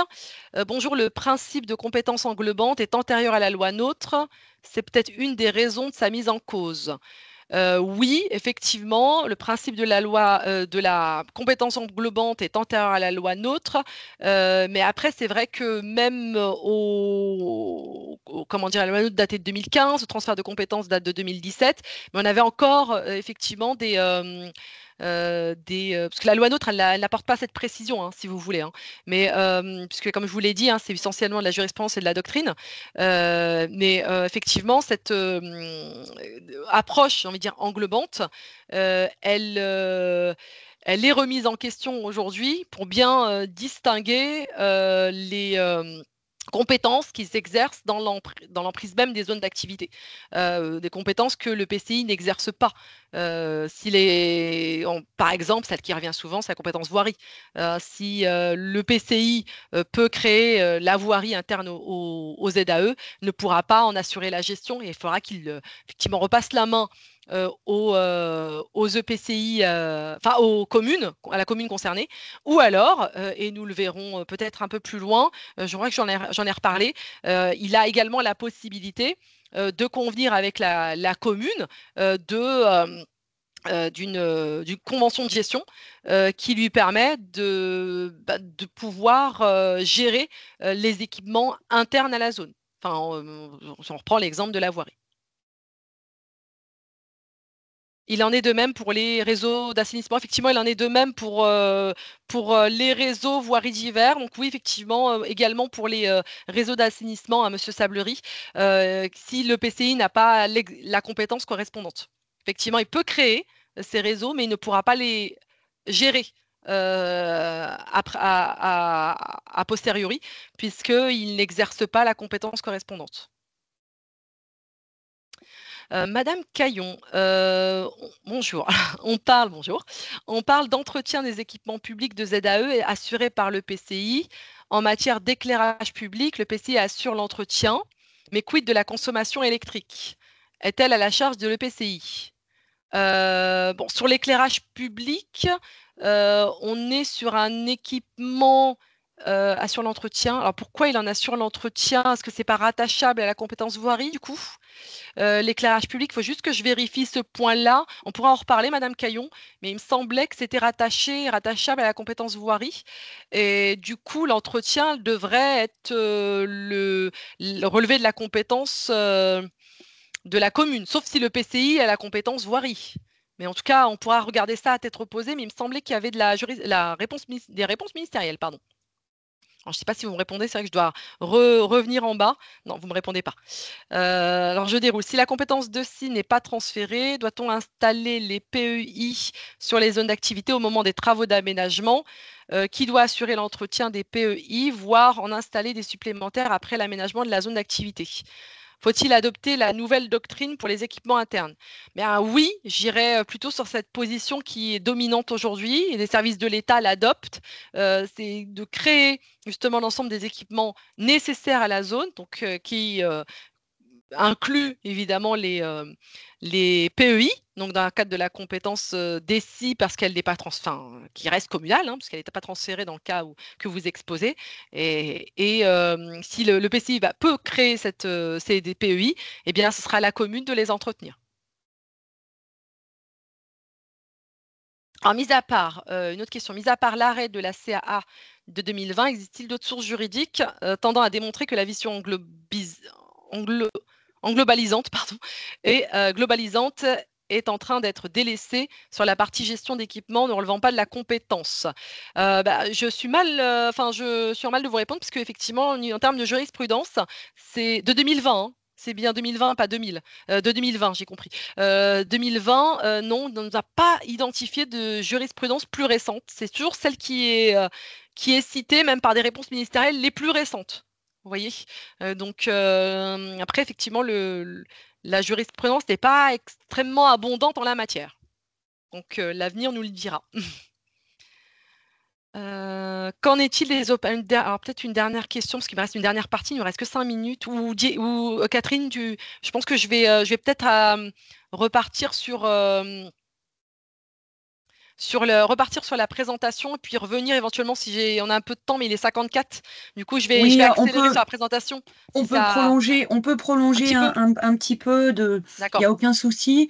Maintenant, si des personnes qui ont posé des questions doivent nous quitter, voilà, on vous invite à téléphoner à notre service de renseignement juridique afin que vous ayez des réponses à vos questions dans la journée ou dans les jours qui viennent quand vous avez le temps de nous joindre. Exactement. Je reviendrai. Je termine rapidement juste la dernière partie pour ceux qui vont se libérer, hein, parce que effectivement, je vois qu'il est bientôt midi. Et je vais être très rapide. Et puis je reviendrai aux questions, parce que je trouve que c'est beaucoup plus important de s'attarder sur les questions. Puis vous avez le support. Alors sur la dernière partie, j'ai souhaité intégrer justement un développement concernant la commercialisation des terrains au sein des ZAE et vous mettre en évidence, si vous voulez, des outils d'aménagement foncier qui peuvent être mis en œuvre au sein de ces zones d'activité. En ce qui concerne la commercialisation des terrains en zone d'activité, vous avez deux situations qui se présentent, donc deux situations que vous retrouvez ici sur cette slide. Donc soit le terrain a été cédé amiablement à l'EPCI à fiscalité propre et donc bien avant l'étape de la commercialisation des terrains, première situation qui ne présente aucune difficulté. Donc, vous pouvez, EPCI, procéder à la commercialisation, donc la transaction avec l'opérateur privé. Si en revanche, le terrain de la ZAE obéit toujours au régime de la mise à disposition. On n'a pas intercalé avant la cession en pleine propriété. Eh bien, cela correspond à un obstacle juridique, évidemment, et rend impossible toute aliénation immobilière par le PCI à fiscalité propre. Donc c'est surtout cette deuxième situation qui évidemment nous retiendra. On retrouve ici, vous l'aurez compris, une dichotomie entre la personne publique compétente, le PCI, en matière de ZAE, pour gérer et commercialiser les zones d'activité, et le propriétaire du terrain, à savoir les communes, qui conservent la nue propriété dans le cadre de la mise à disposition, comme on l'a vu tout à l'heure. J'ai effectivement intégré ici une réponse ministérielle. Je crois qu'il y en avait même d'autres, mais bon, voilà, j'ai essayé de prendre le plus récent possible. La doctrine rappelle effectivement que les terrains situés dans les zones d'activité économique constituent le patrimoine privé des communes qui a vocation à être commercialisé, ou des EPCI, si ils sont devenus propriétaires entre-temps. Et donc, il est nécessaire, évidemment, que en tant que PCI, vous ayez la maîtrise foncière, évidemment, de ces terrains, permettent évidemment de pouvoir entamer la phase commercialisation des terrains. Deux solutions. Alors la première, la plus simple que vous envisagez généralement. Bon, après, c'est la solution la commune cède le terrain à l'EPCI, qui revend ensuite à l'entreprise. Donc on est sur deux étapes en fait qui doivent être préparées. Et donc ce qui implique évidemment de prévoir suffisamment en amont la cession en pleine propriété du terrain, avec la procédure qu'on a vue tout à l'heure, du cession-acquisition entre PCI et commune, et mais ça ce risque-là de retarder la transaction avec l'opérateur privé. Donc effectivement, c'est une solution, mais il faut aussi se donner le temps de pouvoir évidemment mettre en œuvre l'ensemble de la procédure de cession-acquisition avant de pouvoir devenir pleinement propriétaire donc, de ces terrains et enfin de pouvoir revendre ensuite à l'opérateur économique. Deuxième solution, c'est une solution qui émerge effectivement depuis l'entrée en vigueur de la compétence. Eh bien, la commune peut céder directement le terrain à l'opérateur économique et ce préalable, enfin avant, comment dirais-je, comment dirais-je, après plutôt avoir conclu, on en a parlé un peu plusieurs fois à l'occasion de cette présentation, après avoir conclu ce qu'on appelle une convention de gestion et de mandat prévue par le Code général des collectivités territoriales, ce qui permet à la commune de recouvrer en quelque sorte l'ensemble de ses droits de propriétaire, c'est-à-dire de nus propriétaire et d'usufruit, puisqu'il ne le permet pas dans le cadre d'une mise à disposition. Voilà, donc sur cette solution. Alors peut-être que sur vos territoires, vous la mettez en œuvre. N'hésitez pas à l'indiquer sur le chat. Ça peut être intéressant aussi de pouvoir avoir un retour d'expérience. Parce qu'effectivement, dans les faits, c'est vrai qu'on a assez peu de questions en la matière. Et je ne suis pas sûre que des communes et EPCI adoptent cette solution assez fréquemment. Mais en tout cas, c'est une solution qui est d'ailleurs présentée par les services de l'État, qui est la doctrine administrative. Donc, c'est une solution qui permet de contourner la difficulté du transfert en pleine propriété et de ne pas faire attendre davantage l'opérateur et de ne pas mettre en péril une transaction immobilière. On est d'accord. Voilà, je vais assez vite puisqu'il est midi pétante sur, comment dirais-je, les procédures d'aménagement pour le foncier économique, hein, prenons le libellé ici. Eh bien, le PCI peut décider effectivement, compte tenu de la finalité économique donc des ZAE, de recourir à un certain nombre de procédures qui, elles, sont définies, hein, contrairement à la définition de la ZAE, et prévues par le Code de l'urbanisme. Donc ici, je vous présente simplement les deux procédures que vous connaissez déjà très bien, qui concernent les opérations de ZAC et de lotissement. Pour ce qui concerne les ZAC, eh bien, il s'agit d'opérations d'aménagement foncier, hein, donc qui peuvent avoir pour objet donc, effectivement d'organiser le maintien, l'extension ou l'accueil d'activités nature économique, hein, évidemment, et de pouvoir accueillir voilà, dans le sein de ces ZAC mis en œuvre une zone d'activité économique. Donc, je vous reproduis ici en partie hein, les dispositions du Code de l'urbanisme. Vous retrouverez évidemment le déroulé de la procédure. Je ne vais pas rentrer dans les détails. Donc, c'est un outil intéressant puisqu'on est déjà à ce stade-là sur la programmation des équipements publics et sur la question de transfert de ces mêmes équipements internes à la zone. Idem pour ce qui concerne l'opération de lotissement, donc qui comprend la réalisation de l'ensemble des travaux qui sont nécessaires, donc de travaux de viabilisation, donc qui sont nécessaires au lotissement, qui constituent des équipements qui peuvent être réalisés à l'intérieur même de ces zones, de toute nature évidemment. Le Code de l'urbanisme programme également, comme les zones d'activité économique, la propriété et la gestion de ces équipements qui peuvent soit être dévolus à une association constituée entre les acquéreurs de l'eau, soit être transférés au domaine public hein, donc de la commune ou de l'EPCI hein, en fonction de la compétence qu'il exerce.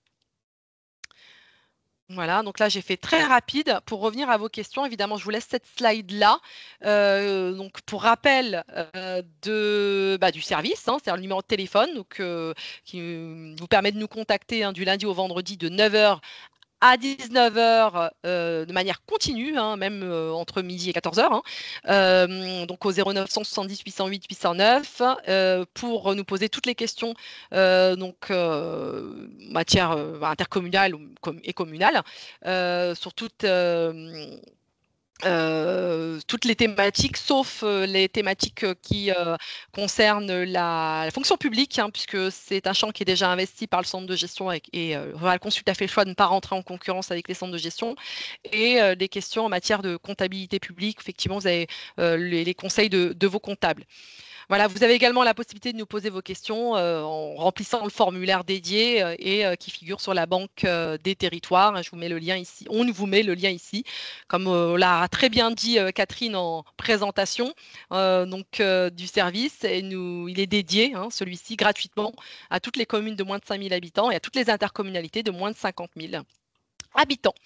Voilà, donc je reviens aux questions. Si vous êtes encore là pour la plupart, pour essayer de répondre à un maximum, je vais remonter le fil de la conversation.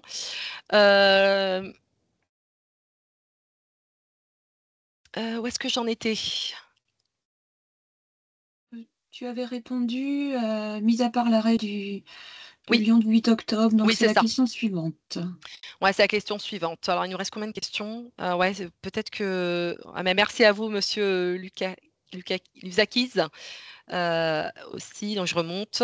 Et du coup, on était à la question de Madame Chavarot. Jules, qu'en est-il des opérations d'entretien qui ne relèvent pas d'une compétence, notamment des espaces verts? Existe-t-il une tendance sur qui doit faire et payer ces travaux? Ouais, c'est vrai que vous avez une très bonne question sur les cas des espaces verts, effectivement, qui ne sont pas forcément rattachés à la compétence voirie. Donc, ils sont internes à la zone.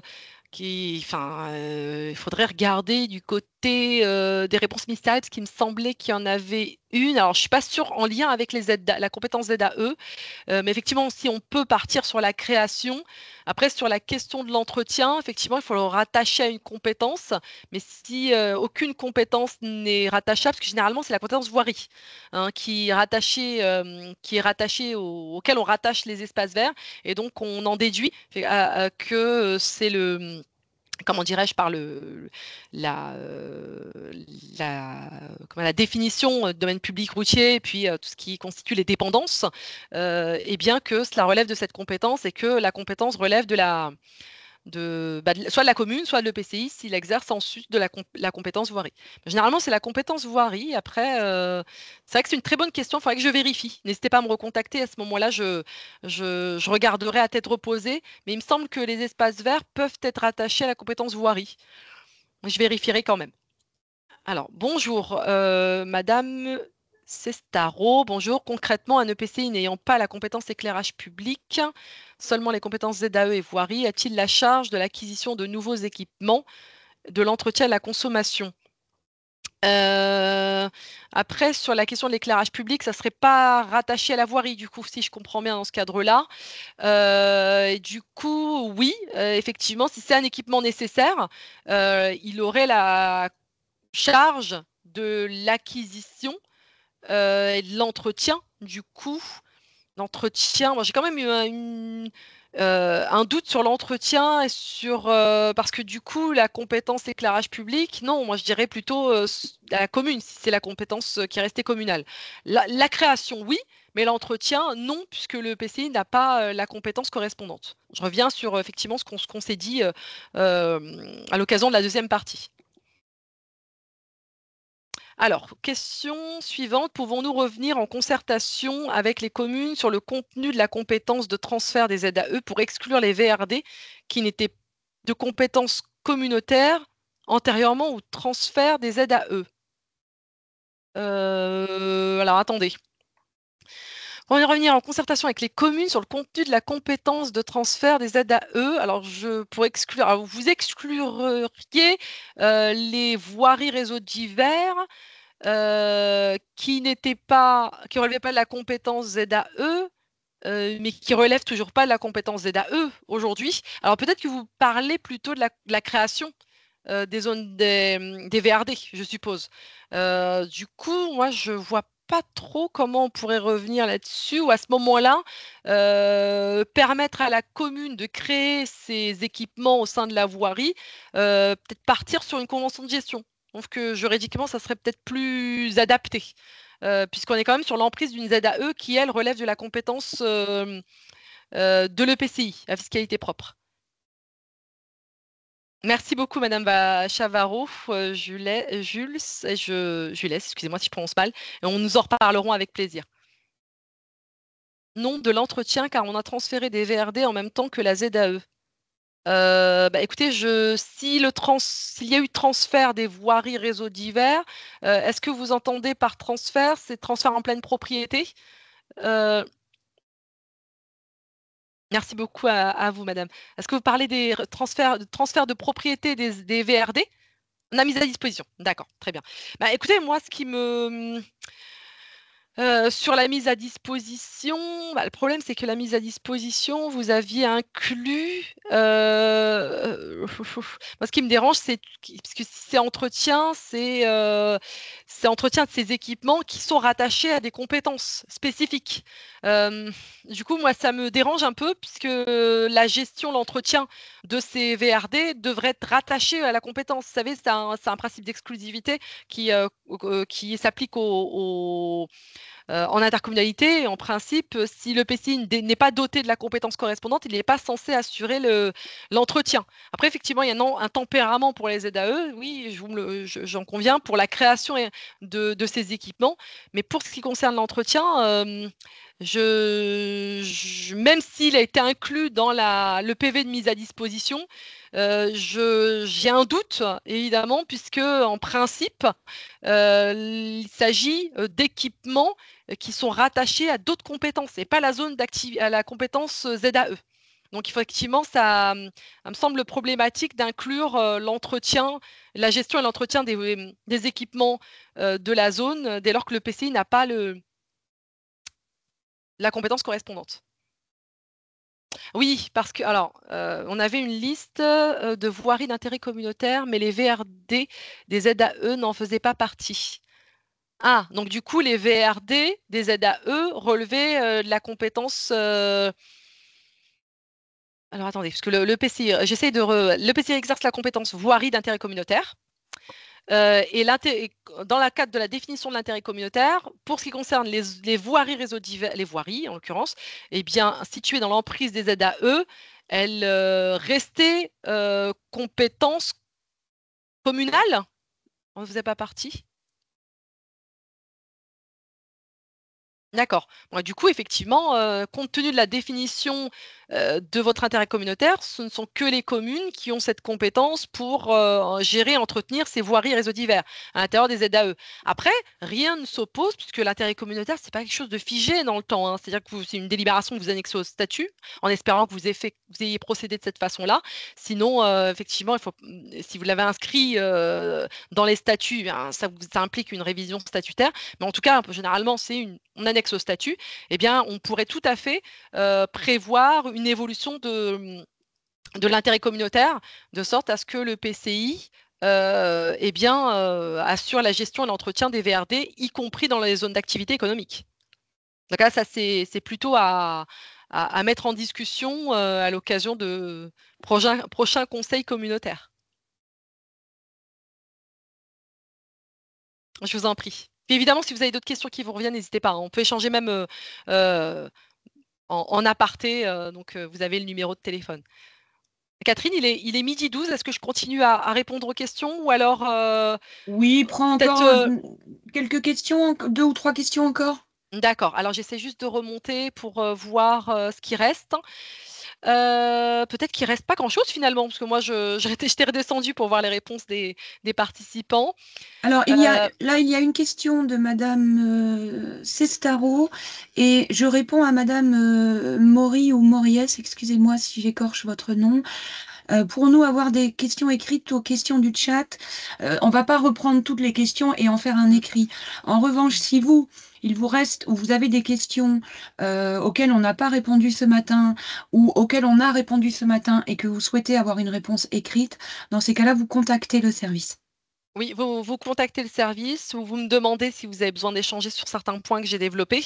N'hésitez pas, parce que c'est vrai qu'on est sur un format d'1h30, donc c'est pas forcément évident de répondre de manière complète à l'ensemble des questions posées. Alors, je crois que Madame Lestari, j'avais déjà vu, parce qu'elle avait rebondi à un moment donné, mais je crois, hein, si je me trompe pas, mais je vais essayer de poursuivre.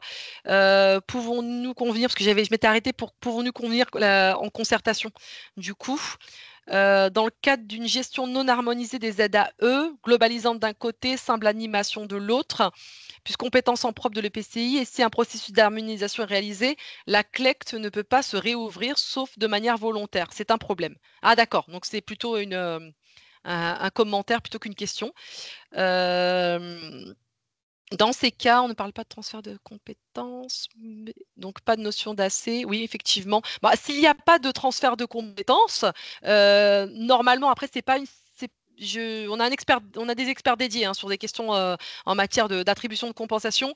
Là, je ne peux pas forcément vous répondre de manière précise et exhaustive, mais dès lors qu'il n'y a pas de transfert de compétences, vous avez raison, Madame Chavarro-Jules, Jules, excusez-moi si je prononce mal, la CLET n'a pas à se réunir et à se prononcer sur la répartie, enfin, oui, les attributions de compensation. Donc de mémoire, c'est l'article 1609 C, je crois, du CGI qui doit y faire référence. Et à mon sens, non, il me semble pas. Mais après, à vérifier. Merci à vous, madame. Vous me contacterez. Très bien. Donc après, on avait bien vu. Très bien, mais je crois qu'on a répondu alors, qu'est-ce qui reste? Je vais peut-être faire un copier-coller. Est-ce qu'on a la possibilité de faire un copier-coller de tout le chat? Parce que je crois qu'on c'est possible. Qu'à ce moment-là, que je les ai de mon côté, et puis que quand vous me recontactez, au moins que je puisse vous les reprendre. On verra après. Oui, je le ferai après. Oui, c'est possible. Je crois qu'on l'avait déjà fait et ça serait intéressant effectivement de pouvoir les reprendre et avec les noms de chacun et pouvoir échanger là-dessus. Mais je crois que pour la plupart des questions, on avait répondu, parce que là, je fais que remonter et redescendre. On avait échangé. Si je prends une espèce- Je crois qu'on avait. Ah, il va rester une dernière de Madame Sestaro. Tu Oui, avais c'est raison, ça. Catherine. Excuse-moi, hein, tu avais raison. J'avais pas vu celle de midi 12. Lorsque le PCI finit l'aménagement d'une zone d'activité, doit-il prendre une disposition particulière vis-à-vis des communes pour enclencher l'entretien sur les compétences que n'a pas le PCI? C'est une très très très bonne question, hein. Vraiment, très bonne question qui ne nous avait jamais été posée, je crois, de mémoire. Mais je ne vois rien dans les textes qui imposent une formalité particulière, une procédure particulière pour, si vous voulez, passer le témoin en quelque sorte à la commune pour qu'elle s'occupe de l'entretien des voiries et réseaux divers. Mais en tout cas, comment dirais-je, ni le Code général des collectivités, ni la doctrine administrative, même la jurisprudence, n'apporte de précision. Là, c'est plutôt de la pratique, en fait, hein, donc de vos collectivités EPCI pour s'articuler et de sorte à ce que, voilà, on a créé l'équipement, voilà, et c'est à votre tour d'assurer l'entretien. Bon, bah, écoutez, Bon, bah, je vous remercie tous. je pense que tu as répondu à toutes les Ça va, questions. très Les bien. personnes qui ont besoin de précision donc rappelleront le service ou peuvent tout à fait reposer leurs questions également par le biais de la plateforme. En tout cas, merci beaucoup Myriam pour cette présentation. Merci à toutes et à tous pour l'intérêt que vous avez porté à ce webinaire et pour les questions que vous avez posées. Et nous vous disons à bientôt pour de prochains webinaires sur de nombreux sujets. Bonne fin de journée à tous. Merci. Au revoir. Très belle fin de journée à tous. Merci à vous et à bientôt. Au revoir.